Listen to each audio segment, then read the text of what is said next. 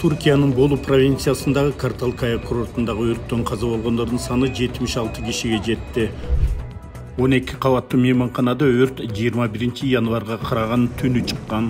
Эс алуучулардын көбү бири-бирине уланып байланган шейшептерди кармап түшүүгө аракет кылышкан, айрымдары терезеден секиришкен. Маалымат боюнча 1974 жылы курулган мейманкананын сырты жыгач болгондуктан жалын бат тутанып кеткен. Имаратта түтүн чыкканы боюнча белги берген датчиктер өрт өчүргүчтөр болгон эмес. Куткаруу иштери мейманкана тоо борунда жайгашкандыктан татаалдашып, өрт башталгандан 10 сааттан кийин гана чектөөгө алынган.